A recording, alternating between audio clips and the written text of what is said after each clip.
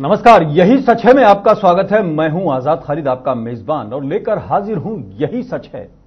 यही सच है कि डेमोक्रेसी के अंदर वोटर और पॉलिटिशियंस यानी उनके रहनुमाओं का एक रिश्ता होता है, और वो रिश्ता बड़ा पवित्र है और बड़ा गंभीर भी है।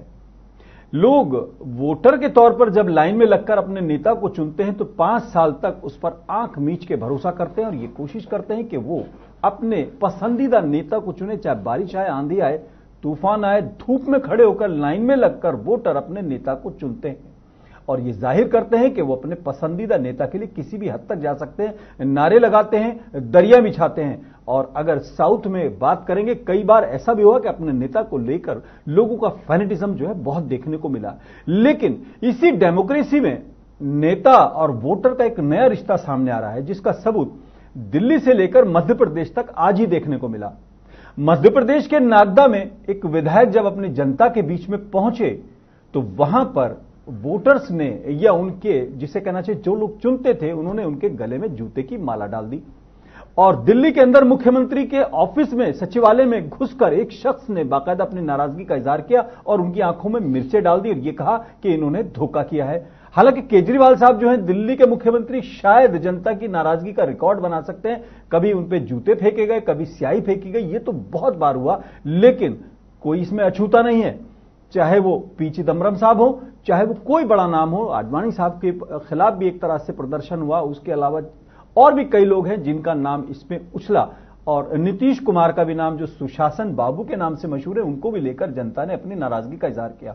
लेकिन डेमोक्रेसी में नोटा है, अगर आप किसी को पसंद करते हैं तो चुन लीजिए, नहीं पसंद करते वोट मत दीजिए, अगर किसी के विरोध में जा रहे हैं तो नोटा इस्तेमाल कर सकते हैं। लेकिन ये कौन सी एक तरह से राजनीति है, या कौन सी सिलेक्शन है, या कौन सी नाराजगी है, और क्या इसके लिए सिर्फ वोटर जिम्मेदार हैं? क्या नेता जिम्मेदार नहीं है, सरकारें जिम्मेदार नहीं है, वो लोग जिम्मेदार नहीं जिनसे लोग उम्मीद करते हैं? इन्हीं तमाम सवालों पर हम बात करेंगे और हमारे साथ एक पैनल जुड़ेगा और हम जानने की कोशिश करेंगे कि आखिर इस नाराजगी का मकसद क्या है और इसका अंजाम क्या है और इसके लिए जिम्मेदार कौन है। आप हमारे फेसबुक पेज पर JK 24/7 न्यूज के पेज पर जाकर अपने कमेंट लिख सकते हैं, अपनी राय दे सकते हैं और लाइव भी हमारे प्रोग्राम को देख सकते हैं। उसके अलावा आप आजाद खालिद के ट्विटर और फेसबुक अकाउंट पर जाकर भी अपने कमेंट ले सकते हैं। आपको पैनल से मिलवाऊंगा, लेकिन सबसे पहले देखिए एक रिपोर्ट।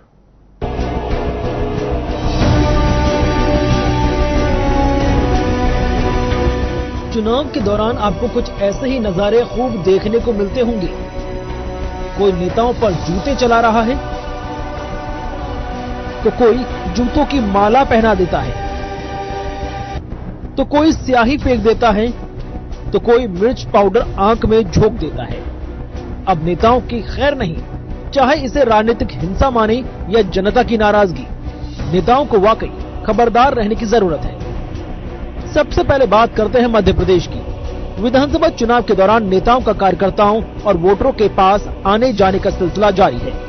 वोट मांगने के दौरान नेताओं को कभी लोगों के गुस्से का शिकार होना पड़ता है तो कभी उनकी आलोचनाओं का।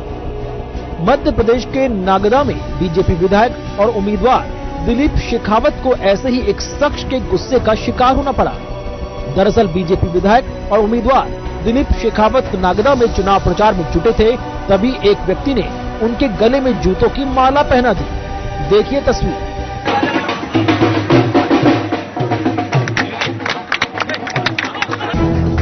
अब देखिए दिल्ली के मुखिया की स्थिति। दिल्ली के मुख्यमंत्री अरविंद केजरीवाल पर दिल्ली सचिवालय में मिर्च पाउडर से हमला किया गया। दिल्ली सचिवालय में मुख्यमंत्री के चैम्बर के बाहर अरविंद केजरीवाल पर अज्ञात व्यक्ति ने मिर्च फेंक दी। हालांकि अभी तक सीएम केजरीवाल की स्थिति को लेकर कोई खबर नहीं। सीएम केजरीवाल पर मिर्ची फेंकने वाले का नाम अनिल कुमार है और वो नारायणा का रहने वाला है। आरोपी को हिरासत में ले लिया गया। हालांकि दिल्ली के बीजेपी अध्यक्ष और सांसद मनोज तिवारी ने इस घटना की निंदा की है, जबकि ये तो आज के ताजा मामले हैं। इससे पहले पूर्व गृह मंत्री पी चिदम्बरम के ऊपर नाराज रिपोर्टर ने जूता फेंका होगा, जो आपको याद रहा होगा।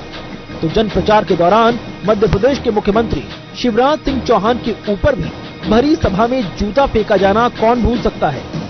जबकि दिल्ली के मुख्यमंत्री अरविंद केजरीवाल को बीच सड़क पर थप्पड़ मारने का मामला और मनीष सिसोदिया पर स्याही फेंकने का मामला भी खूब सुर्खियां बटोर चुका था।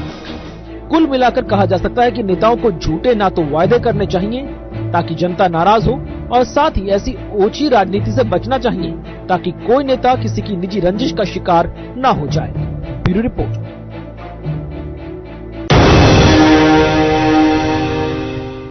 बड़ी दिलचस्प डिबेट है। बुलेट प्रूफ में रहने वाले वाई ग्रेड, Z+, ये तमाम तरह की सिक्योरिटी में रहने वाले नेताओं के लिए क्या अब जूता प्रूफ कोई जैकेट बनाई जाएगी या स्याही प्रूफ कोई मास्क लगाया जाएगा? ये तमाम सवाल हैं और इस भारत की, बल्कि कहा जाए दुनिया की सबसे बड़ी डेमोक्रेसी की ये भी एक चेहरे को अगर हम बात करेंगे तो इस पर शायद जनता अपना रिएक्शन देगी। हमारे साथ हर्ष चौधरी जुड़ गए हैं, कांग्रेस की तरफ से दिल्ली स्टूडियो में मौजूद हैं। बहुत बहुत स्वागत है हर्ष जी आपका। बीनू मेनन जी हैं, बीजेपी की तरफ से अपनी बात रखेंगे, दिल्ली स्टूडियो में मौजूद है। बहुत बहुत स्वागत है आपका। वकार चौधरी आम आदमी पार्टी की तरफ से अपनी बात रखेंगे और मेरठ से ये लाइव हमारे साथ जुड़े हुए हैं। वकार साहब बहुत बहुत खैर मकदम है आपका। और हमारे साथ श्याम खन्ना साहब जुड़े हुए हैं, सीनियर जर्नलिस्ट हैं। श्याम खन्ना जी हमारे साथ जुड़ने के लिए बहुत बहुत स्वागत है आपका। सबसे पहले वकार चौधरी जी, मुझे लगता है आज आपसे बनता है दिन, क्योंकि अब तो रिकॉर्ड टूटने वाला है। कई बार हो चुका है मनीष सिसोदिया, और अगर आपके केजरीवाल साहब पे देखें तो उनपे तो कई बार अटैक हो चुका है। सबसे ज्यादा बदलाव की राजनीति करने वाले आप लोगों के खिलाफ ये कौन सा बदलाव है? नहीं, देखिए खालिद साहब, ये बहुत ज्यादा दुर्भाग्य की बात है कि इस सुरक्षा की चूक को आप लोग राजनीति से जोड़ रहे हैं। ये बहुत भारी सुरक्षा है। दिल्ली पुलिस की सुरक्षा की चूक सामने आई है। ये कौन सा मेटल डिटेक्टर है जिसमें स्याही को डिटेक्ट करेंगे? नहीं, मैं सारी सुरक्षा की चूक कहां से हो गई? बिल्कुल बिल्कुल। देखिए आज के हमले की सबसे पहले आपने ऐसे हालात बना दिए कि मिर्च रख के लाने वाले आदमी से भी खतरा होने लगेगा। बिल्कुल, मैं आपको सारी स्टेप बाय स्टेप बताता हूँ। नहीं, आपने हमको कहा ना कि आप लोग, तो हमें लगा कि हमारा भी जवाब तो बनता है। हाँ, मीडिया अच्छा, मीडिया आपकी तरह नहीं चलेगा तो आप ऐसे ही करेंगे। अगर मीडिया आपकी तरह नहीं चलेगा तो आप ऐसे करेंगे। एक आदमी, एक चुने हुए प्रतिनिधि के ऊपर हमला हो रहा है। जिसने चुना था उसी ने कहा, जिसने चुना था उसी ने विरोध किया है। नहीं चुना, हाँ, मैं उसी जिसने चुना था आपका वोटर है, उसने कहा कि धोखा किया है। भाजपा कार्यकर्ताओं ने हमें नहीं चुना खालिद साहब। पहले तो मैं बता दूं, भारतीय जनता पार्टी जो विरोध करेगा वो भाजपा का कार्यकर्ता हो जाएगा। नहीं, एक ये देखिए, हाई सिक्योरिटी जोन के अंदर मुख्यमंत्री सुरक्षित नहीं है तो दिल्ली पुलिस पे बजाय सवाल उठाने के आप हमें उल्टा वो कर रहे हैं। अच्छा, देखिए, दिल्ली पुलिस की बिल्कुल इसमें सुरक्षा में चूक हुई है। दिल्ली सचिवालय आप भी गए होंगे, एक आम आदमी जानता, पूरे आप नेशनल चैनल पे मैं बता रहा हूं क्या प्रक्रिया होती, कैसे आम आदमी अंदर जाता है। बहुत हाई सिक्योरिटी जोन है। सबसे पहले आप अगर गेट से एंट्री करेंगे वहां पे आपकी सिक्योरिटी की चेकिंग होती है, जो दिल्ली पुलिस का दायित्व है। उसके बाद एक पास बनता है, उसके बाद एक गेट एंट्री होती है जहां फिर दोबारा से आपकी पूरी तरह से तलाशी ली जाती है। उसके बाद थर्ड फ्लोर पे गेट पास तो आप ही बनाते हैं ना, उसमें पुलिस थोड़ी बनाती है, आपका सेक्रेटरिएट बनाता है। ये सारा जिम्मा दिल्ली पुलिस के अंडर में है। गेट पास बनाने के लिए आपका सेक्रेटरिएट बनाता है, ये आपको मालूम है? नहीं, सेक्रेटरिएट बनाता है। किस नाम से बना ये और बता दीजिए, किस नाम से बना ये और बता दीजिए। जी, सारी मैं बताऊंगा। अनिल शर्मा, पहले बताइए कि किस नाम से बना? इलाज कराने के नाम पे, अपनी मां के इलाज के नाम पे बना था। जी बिल्कुल। अनिल शर्मा ये नारायणा के भाजपा के कार्यकर्ता है, वरिष्ठ कार्यकर्ता है ये। इनके सारी डिटेल है हमारे पास। अज्ञात आदमी ने हमला नहीं किया। थर्ड फ्लोर पे किसने बनाया था? जो इलाज के नाम पर मिलने के लिए बना, किसने बनाया था पास? नहीं, सेक्रेटरिएट में बनता है, वो सारी जिम्मेदारी दिल्ली पुलिस। यानी भाजपा का कार्यकर्ता है, आपने पास बना दिया। क्या भाजपा का कार्यकर्ता मिलने? नहीं, हम देखिए, चुने हुए प्रतिनिधि हैं, उनसे भाजपा का कार्यकर्ता भी मिल सकता है, कांग्रेस का भी मिल सकता है, एक आम जन भी मिल सकता है। यहां वोट की बात नहीं है, यहां वोट की राजनीति की बात नहीं है। मुख्यमंत्री है वो सबके मुख्यमंत्री हैं। ऐसा नहीं है कि सिर्फ आम आदमी पार्टी के कार्यकर्ताओं के मुख्यमंत्री हैं। खालिद साहब, आप भी जाएंगे तो आपके की भी सुनी जाएगी। ऐसा वहां पे कोई प्रोटोकॉल नहीं है कि नहीं सिर्फ भाजपा वाले जाएंगे या सिर्फ मैं आपसे यही सुनना चाहता था। सबके लिए, मैं आपसे यही सुनना सबके लिए चुने हुए प्रतिनिधि। मैं आपसे यही सुनना चाहता था। आपने कहा कि सुनी जाएगी। मैं सिर्फ एक संदर्भ आपको याद दिलाना चाहता हूं। एक मरीज के लिए आप भी उसमें इन्वॉल्व थे, मैं भी इन्वॉल्व था और बहुत लोग इन्वॉल्व थे। हालांकि वो मरीज अब दुनिया में नहीं रहा है। कितनी मदद हुई है वो आपको याद होगा, ईमानदारी से बता दीजिएगा। मैंने सिर्फ आपको ये इन्फॉर्म किया था, मैंने सिर्फ आपको ये इन्फॉर्म किया था, वो मैसेज आपके पास होगा कि जिसके लिए मैंने आपसे मदद के लिए कहा था वो अब नो मोर। तो अगर मैं ये नहीं कहता वो भाजपा का कार्य, चलिए आज की बात छोड़ दीजिए। उसके अलावा कितनी बार केजरीवाल साहब के खिलाफ विरोध लोगों ने किया है, नाराजगी का इजहार किया है। हम डेमोक्रेसी में विरोध को की भर्त्सना करते हैं as a media man, as an Indian और हर तरह से, लेकिन क्या इसके लिए नेता खुद जिम्मेदार नहीं है? खैर बढ़ते हम आगे। हमारे साथ श्याम खन्ना जी हैं। मैं सबसे पहले श्याम खन्ना जी के पास जाना चाहता था, लेकिन मैंने वकार जी को इसीलिए चुना ताकि ये कहें, फिर मैं इनको याद दिलाऊं कि नाराजगी की वजह कहां से। श्याम साहब, क्या लोगों की नाराजगी एक्सट्रीम को पार कर गई है?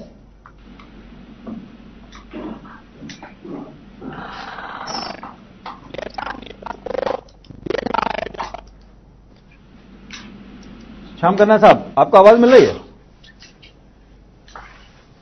मैं अपने टेक्निकल टीम से कहूंगा दोबारा से उनसे मिलाएं श्याम खन्ना साहब को और थोड़ा सा कोशिश कर। मैं दोबारा आऊंगा आपके पास श्याम साहब। मैं चलना चाहूंगा बीनू मेनन जी के पास।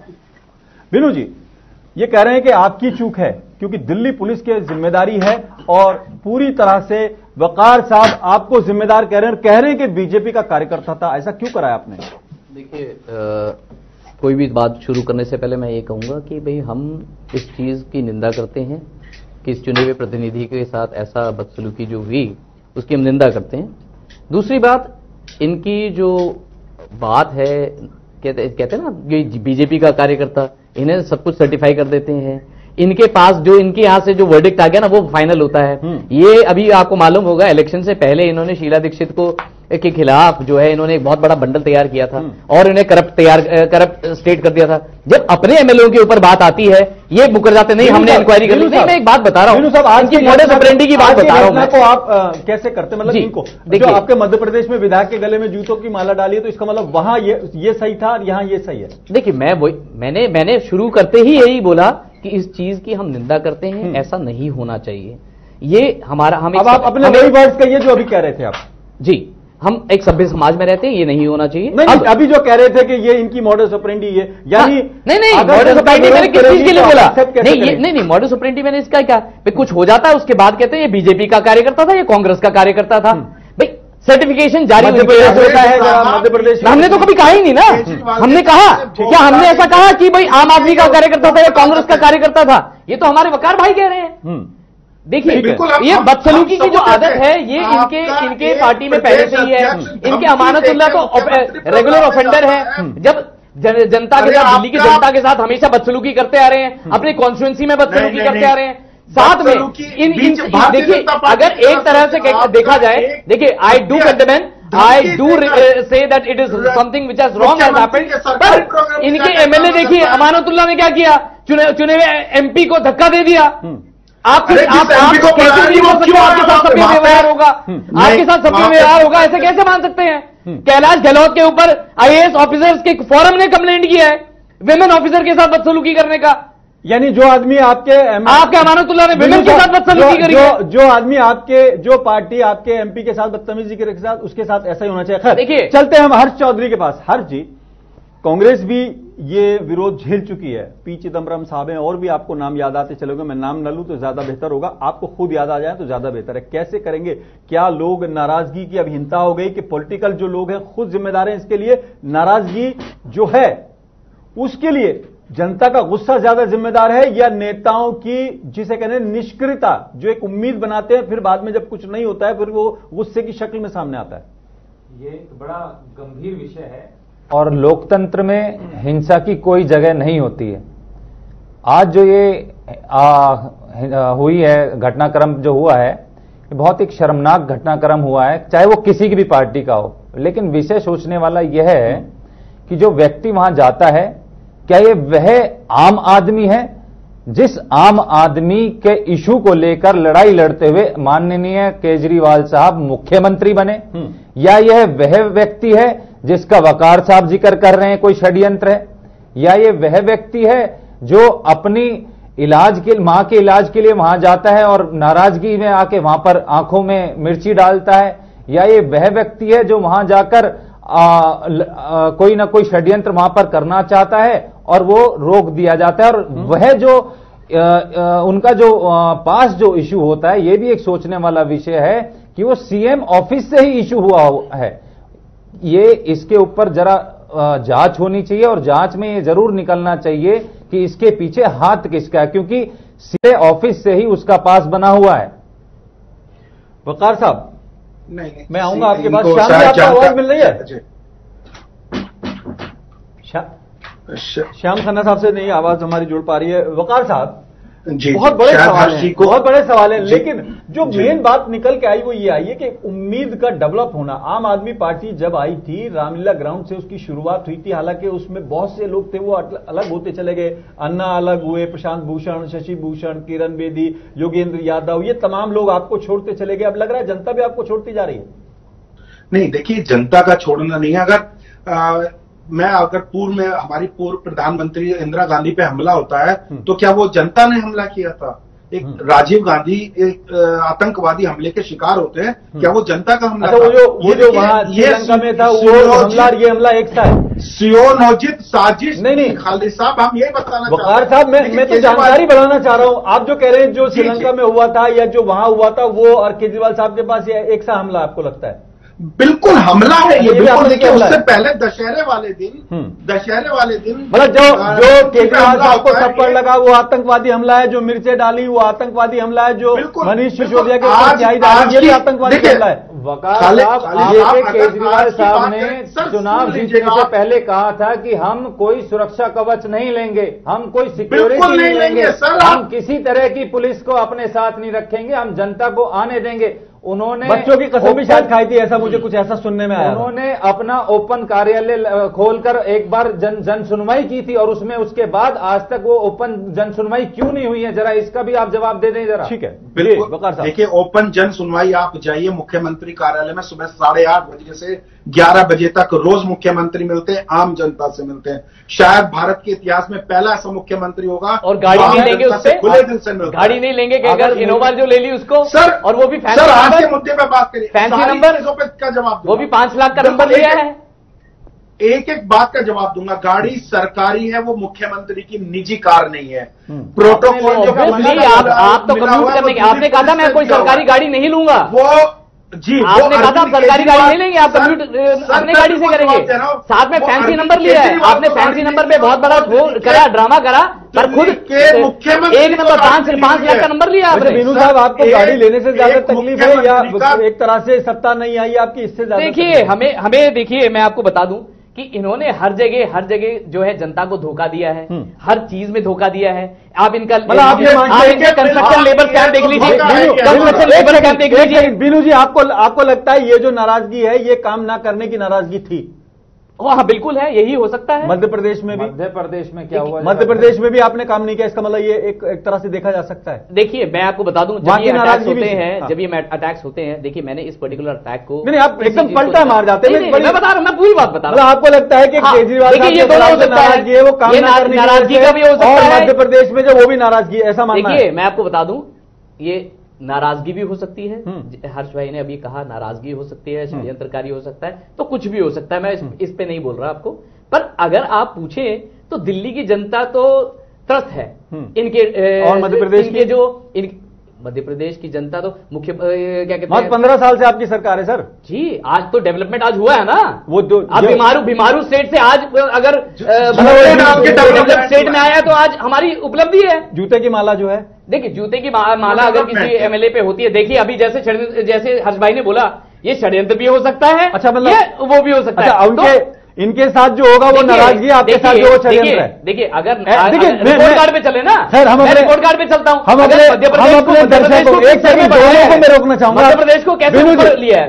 बीनू जी, मैं रोकना चाहूंगा। मैं अपने दर्शकों से संबोधित होकर ये बताना चाहता हूं कि जब वकार साहब से पूछते हैं तो वो अपने लिए षड्यंत्र बताते हैं, लेकिन मध्य प्रदेश में नाराजगी बताते हैं। जब बीनू जी से पूछते हैं तो कहते हैं मध्य प्रदेश में तो षड्यंत्र है लेकिन दिल्ली में नाराजगी है। दोनों हो सकता है, बोला मैंने। तो ये देखें, अब अगर जनता हाथ में स्याही ले ले या जूता उठा ले, हालांकि बिल्कुल हम कंडेम करते हैं और विरोध करते हैं, अगर हमको पता लगेगा हम रोकने की भी बात करते हैं, लेकिन ये जनता फिर कहां जाए? हर्ष जी, देखिए, ये मैं जैसे पहले भी कहा कि हमारे लोकतंत्र में कोई हिंसा की कोई जगह नहीं होनी चाहिए। आज जनता चाहे जैसे अभी आप कह रहे थे कि कहीं ना कहीं लोगों में हताशापन ज्यादा आ चुका है, नाराजगी ज्यादा है अपने नेताओं के प्रति, हो सकता है, मैं मानता हूं, लेकिन हिंसा, महात्मा गांधी जी ने भी कहा है कि हमेशा हिंसा के रास्ते पे हमें चलना चाहिए। अगर कहीं उन्हें नाराजगी है तो अपने नेता से जाकर अपनी बात रखनी चाहिए, उनकी नाराजगी क्या है, उनके क्या इश्यूज है उसके बारे में बात करनी चाहिए। अगर हम हिंसा पे आ जाएंगे तो हमारा समाज किस ओर जाना चाह रहा है, हम अपने समाज को किस ओर ले जाना चाहते हैं, क्या हमारा उज्जवल भविष्य जो हम देखना चाहते हैं, कि अपने उगते हुए जो सूरज की हम बात करते हैं, नए भारत की जो हम बात करते हैं, हम नहीं समझते हैं कि हम इस तरफ जाना चाहेंगे। हम इस भारत को उस दिशा में ले जाना चाहते हैं जहां हम हर आदमी की बात करें, सर्व समाज की बात करें। विकास साहब ये बातें आपको पुरानी लग रही होगी, क्योंकि सबसे पुरानी पार्टी के तौर पर ये कांग्रेस ही बोल रहे हैं, तो आपको लग रहा होगा कि ये तो पुरानी बातें होगी, बीजेपी भी। लेकिन आप तो एक नई राजनीति लेकर आए थे, आपने कहा था उगता हुआ सूरज हम लोग लाएंगे। लेकिन आपके यहां क्या हुआ, आपके कुमार विश्वास, उन पे आपको विश्वास नहीं है। प्रशांत भूषण है, वो आपकी सारी एक तरह से लीगल वो देखते थे, वो आपसे अलग हो गए। ये मैं इसलिए आपको याद दिला रहा हूं। और माफी का तो सिलसिला बहुत लंबा है, आप केस करते हो फिर माफी मांग लेते हो। ये क्या मतलब कौन सी राजनीति, एक नई तरह की राजनीति में किस तरह आप इसे जस्टिफाई करते हैं? जी बिल्कुल। देखिए खालिद साहब, मैं एक बात का जवाब दूंगा। नाराजगी क्यों है? जब कुनबा बड़ा होता है, हर घर में नाराजगी होती है। ये हमारा पार्टी का इंटरनल मामला है। और कुछ इंटरनल लगे हो तो एक्सटर्नल हो गए, उन्हें तो बाहर ही हो गए ना। देखिए कुछ लोग चाहते हैं ये माना जाए कि योगेंद्र यादव वापस आ सकते हैं। बिल्कुल तो तभी होगा। बिल्कुल वकार साहब, मैं आपको एक छोटा सा इंस्टेंस, और छोटा तो नहीं, इस हिंदुस्तान का बहुत बड़ा इंस्टेंस याद दिलाना चाहता हूं। और मैं समझता हूं शायद उस इंस्टेंस ने माननीय केजरीवाल जी को मुख्यमंत्री बनाने पे का भी एक बहुत बड़ा रोल था। और उसमें जब उन्होंने दिल्ली पुलिस की बहुत ज्यादा खज्जियां उड़ाई थी, जब निर्भय कांड हुआ था और शीला जी ने एक स्टेटमेंट दिया था कि ये दिल्ली पुलिस सेंट्रल सरकार की जिम्मेदारी होती है, तब उन्होंने कहा था कि हमारी जो मुख्यमंत्री बहुत ही कम। ठीक है, हमारे साथ एक सेकंड हमारे साथ खन्ना साहब जुड़ गए। श्याम, एक मिनट, दिल्ली पुलिस का क्यों इशू आ? हर जी मैं रोकना चाहूंगा, सभी को रोकना। श्याम खन्ना जी हमारे साथ जुड़ गए। श्याम खन्ना जी की बात जो है इंपॉर्टेंट इसलिए है, बीइंग ए जर्नलिस्ट। श्याम साहब, क्या आपको लगता है लोगों का जो इजहार है, चाहे वो मोहब्बत का इजहार हो चाहे नाराजगी का इजहार हो, अगर किसी को पसंद करती है जनता तो लाइन में लग के वोट डालती है। बारिश आती रहती है, लोग हटते नहीं है, वोट डाल के हटते हैं। बूढ़े लोगों को मैंने देखा है बड़ी परेशानी के साथ वो अपने नेता को चुनने के लिए बूथ तक जाते हैं और वोट देके आते हैं। लेकिन अगर वो नाराज होगा तो 5 साल वो वेट करेगा या नोटा का इस्तेमाल करेगा। लेकिन अगर ये कर रहा है तो क्या जस्टिफाई, क्या करे जनता? नहीं, सबसे बड़ी बात यह है कि आज जो है नेता अपनी विश्वसनीयता धीरे धीरे खोते जा रहे हैं। और उससे भी बड़ी बात यह है कि आप अभी देखिए, ये सामने वाला अगर आता है और उसके बाद उसके मन में क्या विचार एकदम आ जाता है, इस पर कोई मशीन दुनिया की ऐसी नहीं बनी जो सामने वाले का पकड़ ले। चीफ सेक्रेटरी, इन्हीं मुख्यमंत्री जी के यहाँ चीफ सेक्रेटरी के साथ क्या हुआ था दुनिया जानती है, सब जानती है। क्या चीफ सेक्रेटरी को ये बात पता थी कि मैं वहां जाऊंगा, वहां चुने हुए विधायक होंगे, मेरे साथ ऐसा व्यवहार होगा? तो ऐसी जनता का है, जनता आई, कोई बात ऐसी दिल में लगी भी हो सकती है किसी व्यक्ति विशेष के, और वो एकदम रिएक्शन कर गया वहां पे। उसको तो कोई दुनिया की कोई सिक्योरिटी एजेंसी जो है नहीं रोक सकती। आप बिना और इंस्टेंट अभी हमारे बिना नहीं, वो मध्य प्रदेश को भी जोड़ के चल रहे हैं, अकेले आपको नहीं करे वकार साहब जी। नहीं, अगर कोई मिर्च लाता है तो वो सडनली कैसे हो जाएगा? ये एक बच्चों जैसी बातें कर रहे हैं। मुझे अफसोस हो रहा है, मेरे बहुत सीनियर है, मैं बड़ी रेस्पेक्ट करता हूँ। एक मिर्च का पाउडर लेके आ रहा आदमी, सुनो श्याम खन्ना जी वो कह रहे मिर्च वाला तो प्लानिंग के साथ आया, लेकिन जो मध्य प्रदेश में अचानक जूते की माला वो भी प्लानिंग हुई, तो इस तरह नाराजगी के लिए प्लानिंग करनी पड़ेगी। प्लानिंग, बिल्कुल आप सही बोल रहे हैं, आप बिल्कुल सही कह रहे हैं। और इसके लिए नेताओं को भी सोचना पड़ेगा, इस पर विचार करना पड़ेगा। बड़ा गंभीर विषय है। और सबसे बड़ी बात यह है कि यह बहुत ही निंदनीय है। इसका हर दल को इस पर राजनीति नहीं करनी चाहिए, और इसमें हर दल के नेता को इसकी निंदा करनी चाहिए। और आगे भविष्य में ऐसा ना हो, अपने पार्टी के कार्यकर्ताओं को भी इस बाबत जो है इन्हें प्रशिक्षित करना चाहिए। श्याम जी, एक सवाल और मैं पूछना चाहता हूं, मैं राय के तौर पर, क्या जनता को की नाराजगी से बचने के लिए नेताओं को अपना आचरण बदलना होगा, या कोई जूता प्रूफ जैकेट आएंगी और स्याही प्रूफ मास्क आएगा? जी बिल्कुल, बदलने की स्थिति क्यों आ रही है इस पर सोचना पड़ेगा ना पहले। ऐसी परिस्थिति आई क्यों रही है, इस पर कोई चिंतन नहीं कर रहा। अब आज घटना हुई, उन्होंने बीजेपी पे आरोप लगाया, बीजेपी पे घटना हुई, उन्होंने कांग्रेस पे आरोप लगाया। इससे काम नहीं चलेगा।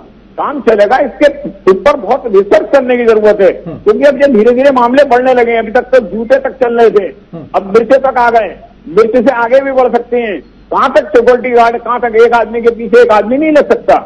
ये इसके लिए नेता भी बहुत ठीक है। एक लास्ट कमेंट मुख्यमंत्री के ऊपर होता है। सभी पैनल के लोगों से लास्ट कमेंट लेना चाहूंगा। वकार साहब, क्या आपको लगता है कि अब अकाउंटेबिलिटी के लिए नेताओं को, मैं सबके लिए बात कर रहा हूं, अकेले आपके ऊपर टारगेट नहीं कर रहा हूं, क्योंकि डेमोक्रेसी में 1 डे वर्सेस 5 इयर्स होता है, ठीक है। एक दिन वोटर का होता है, 5 साल फिर आपके होते हैं, नेताओं के होते हैं। तो क्या इस बैलेंस को बनाने के लिए किसी नए मंथन की जरूरत लगती है आपको?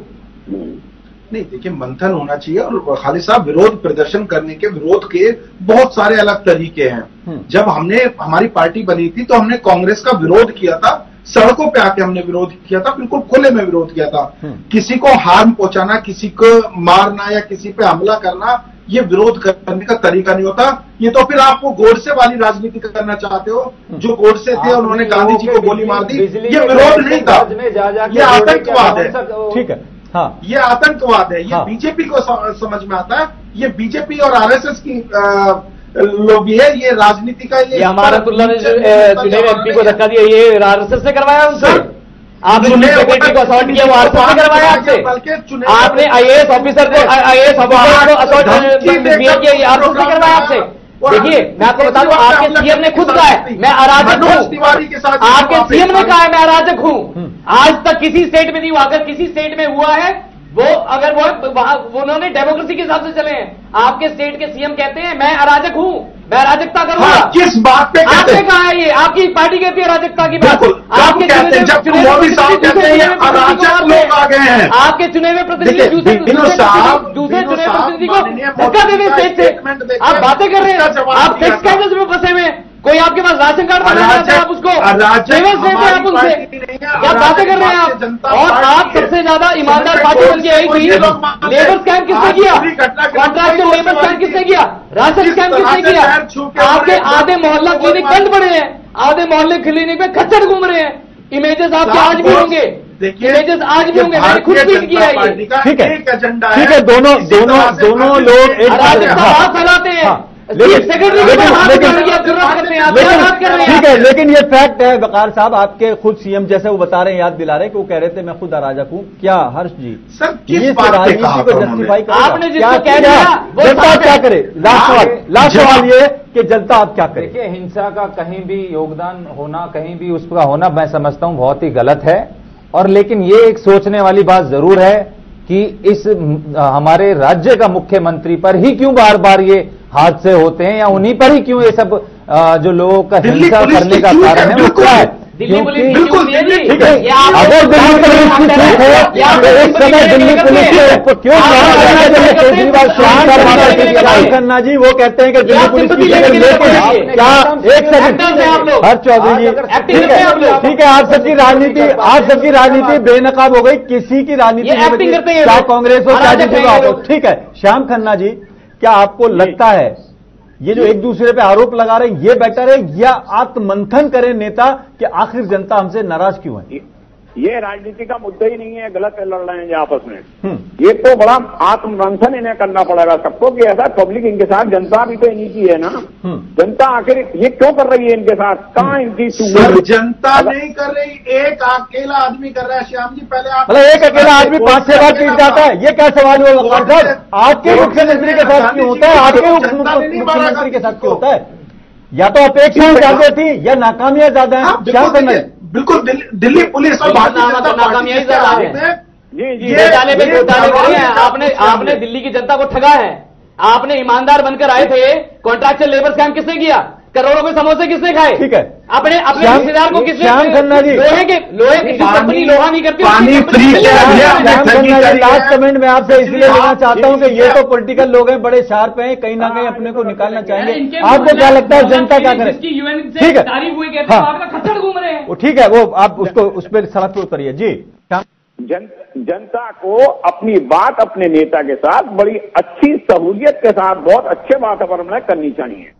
अच्छा, ठीक है। बहुत बहुत शुक्रिया सभी मेहमानों का। और आपने जिस तरह से कहा कि जनता को सहूलियत से बात करनी चाहिए, यकीनन इसका समर्थन हम भी करते हैं कि जनता अपनी बात रखे और एक डिसेंसी के साथ रखे और एक अच्छे माहौल में रखे। लेकिन जब ऐसे हालात हो जाएंगे तो शायद लोगों की नाराजगी बढ़ेगी और उसको भले जस्टिफाई ना किया जाए, लेकिन फिर जनता करे क्या। और सबसे ज्यादा जरूरत शायद सारे पॉलिटिशियंस को है, सारी पार्टीज को है कि वो ये सोचे कि आखिर जनता की नाराजगी इतनी एक्सट्रीम पर क्यों जा रही है। हालांकि इसको वकार चौधरी जैसे कह रहे थे, इसको भी वो आतंकवाद की नजर से देख रहे हैं, लेकिन शायद जनता की नाराजगी जब हद से गुजर जाएगी तो अतिवाद तो हो ही जाएगा। और इस अतिवाद के लिए कहीं ना कहीं पॉलिटिशियन भी जिम्मेदार हैं और वो लोग भी जिम्मेदार हैं जो वादे तो उस दिन बड़े करते हैं जिस दिन वोट चाहिए होता है, लेकिन 5 साल जब जवाबदेही का समय आता है तो वो हाथ नहीं लगते हैं। और फिर जब हाथ लगते हैं तो शायद ऐसा कुछ हो सकता है। यही सच है। मैं आज फिलहाल इतना ही। अपने मेजबान आजाद खालिद को इजाजत दें।